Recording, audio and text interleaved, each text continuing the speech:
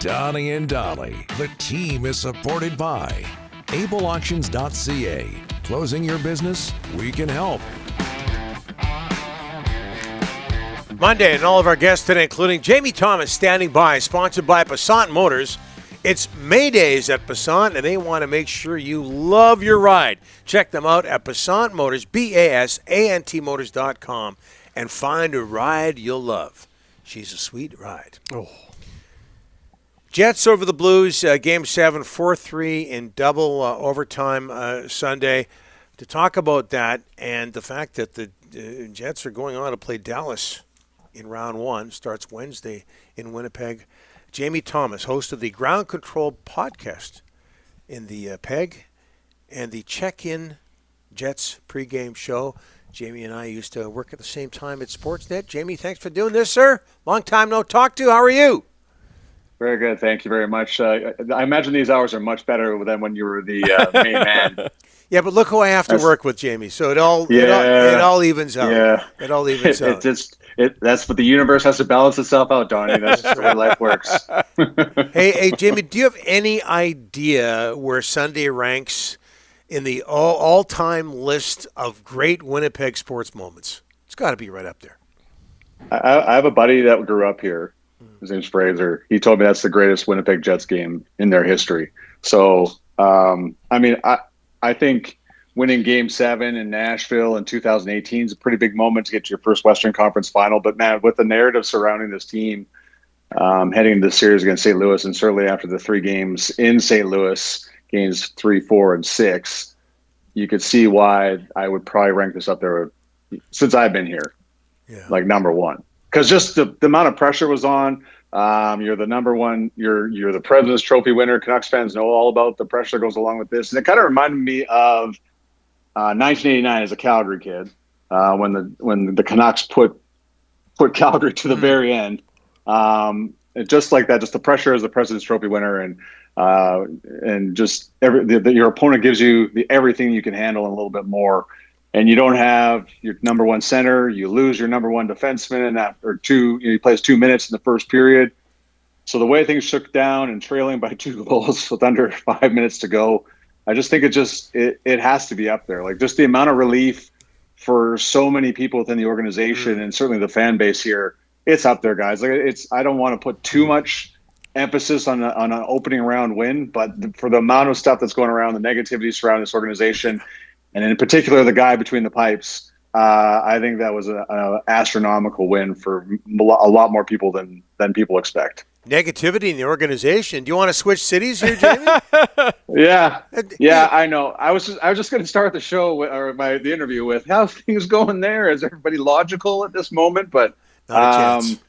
No, not. But that's why we love them, and that's why we need them, because it makes our show so much more interesting. There's a lot of. I will give Jets fans credit, man. They were intact all the way through the third period, and when they're down 2 goals, they were standing, they were cheering, and when Vladislav Nemestikov gets that second goal, the roof goes off the building. The belief is there, and then. For each time, the 2 times that the Jets came back from St. Louis after Connor Hellebuyck got chased, the MVP chants seemed to get louder than they were in games 1 and 2. So there is that support there. Now, after Joseph scores to make it 2-0, maybe not, but they hung in there. And whenever Hellebuyck made a save, and you have to give him a little bit of credit because he buckled down and started to look a little bit more like himself as that game wore along, the cheers were there. So there was nervousness around the city, but I think there's the belief that this team's a little bit different than in years past. And if you think of how long ago you go back, it's only two playoffs ago where, Rick Bowness gave the old no pushback thing. A lot of things have changed within the organization, certainly on the ice and in the dressing room, and everything that they've wanted to come here, that belief and outside of regular season success that's built for the postseason. A lot of and you heard the term calluses and things that have hurt you before now that are helping you out. That's certainly the case right now for the Winnipeg Jets after that first round series. How do you explain what's going on with Connor Hellebuyck? I can't. So it's so wild because of for him to get pulled all 3 games in St. Louis. Now, I thought Scott Arniel did a great job each and every post game because he said the Jets imploded around him in many of those situations, and a couple goals here and there. Yes, you can go. There's no way that should have went in, but I think once it looked like and I'm talking about the players, were losing confidence because Connor Hellebuyck, who's been their backbone for so long, what didn't look right. So of all the people, management, ownership, players, Connor Hellebuyck needed that win. He needed that series win. And I believe that you'll see a different guy because I started to see a little bit more of him challenging the shooter and that little pep in his step when he would make a save. That confidence started coming. And you think of all the games that he's won this organization over the years. Maybe it was time for the players to help him out, to help him get out of where he is right now. But to answer your question, Donnie, I don't know what it's got to be up there. Like it's got to be up in here somewhere that he doesn't have the same confidence, which to me doesn't make sense because I was at Four Nations face-off, and that had to have been the biggest game of his career in the final against Canada. And I thought he played outstanding. So I don't understand how that is not at the same level as the Stanley Cup playoffs, considering the magnitude of the game. So hopefully this is a turning point for him. Wade Flaherty is one of the best goaltending coaches out there. He's got a great pulse on Connor Hellebuyck. But man, it was getting crazy around when the conversation I'm being asked and I'm seeing people talk about Eric Comrie should start. I'm like, whoa. Like that is a recipe for disaster. Vancouver fans know all about that too, where you start messing with your number one goaltender. So I'm happy for him. I'm not going to lie. He's a great guy. He has done so much for this organization. It's just that somebody needed to do something for him last night, and a bunch of 18 skaters certainly did that last night. Let's just go 17 because minus Josh Morrissey. Jamie, one guy allowed to sleep in today, Neil Pionk, 46 minutes of 96. This guy's a warrior. He was almost being double shifted like that stud in Bantam hockey at the provincials. Get out there. Just stay on the ice. Stay Why on are you the coming ice. off the ice? Stay out there. Get back out there. That's the first defenseman to play 40-plus minutes in a hockey game since 1999. He was unbelievable last night. He was. And it wasn't even so much the amount of minutes he was logging. It was like he was physical. He made a great play in overtime on a one-on-one, poke check the puck away from Jordan Kyrou, who is as good as they get in a one-on-one situation. And then just him and Dylan Sandberg are just quite the pair. But to go on the number one power play because Morrissey isn't there, going up against the other team's best players because Morrissey isn't there.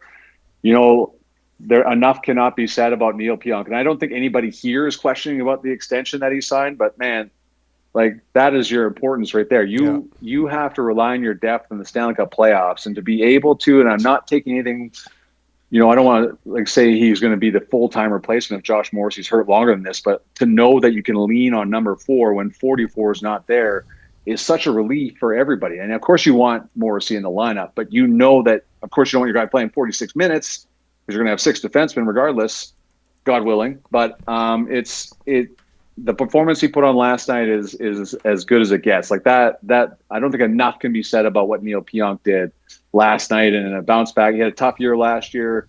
His best friend died in that freak skate accident over in Europe, and that wore on him all last year. But for him to bounce back this year, get the contract extension, and then put up that performance in the biggest game in franchise history, that says a lot to me. Oh, well, they won a Game 7 without Mark Scheifele, and they won a Game 7 without Josh Morrissey, who got hurt early. Yeah. Any chance? What's the update on Morrissey and Scheifele? Boy, you're going to need them against Dallas.